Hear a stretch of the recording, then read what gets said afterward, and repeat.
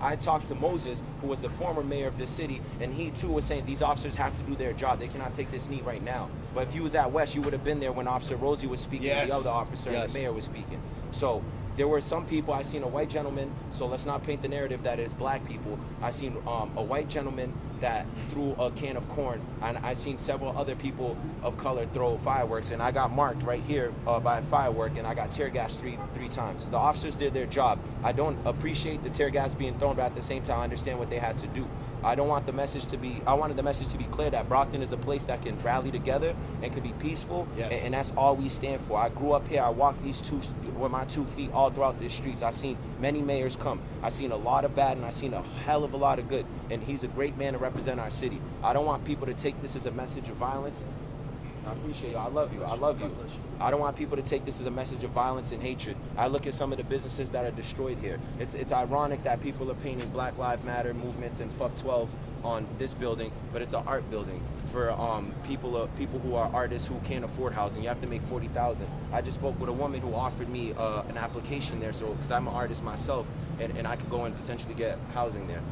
This business here, you know, it serves a lot of minorities. I've seen a breakfast place that's owned by a Cape Verdean person, and there's a stone through in there. But everybody wants to talk about fuck systematic oppression and all that, but nobody wants to go and destroy the courthouse. You know what I'm saying? I'm not advocating for that, but why is there one stone here, but all of this is destroyed? That's what I don't condone. I'm a man of peace, I'm a man of love, and I understand that we are fighting this fight for something far greater than everybody in Brockton, but let it be known that Brockton was unified at West Middle School. What occurred at the police station was just a select few of people who were there to have fun and spread the wrong message. Did it turn when the tear gas went off? Yeah, things started people just started throwing things left and right.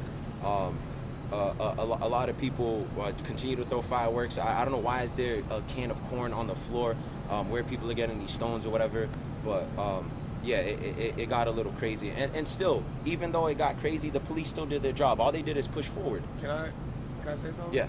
I think the police started to be. That way, man. I think the police started to become excessive at a point. I seen a lady try to escape for her safety because she was, they threw the tear gas. She tried to run up the stairs, and there was a cop up there, and she got pepper sprayed.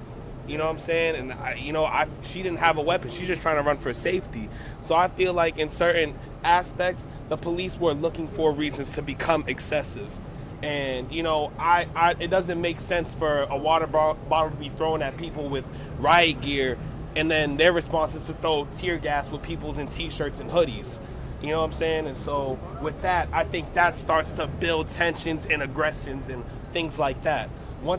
Jeff is right when, we definitely shouldn't, people in the back of these protests shouldn't be throwing stuff at the front because the people at the front are suffering the consequences of that.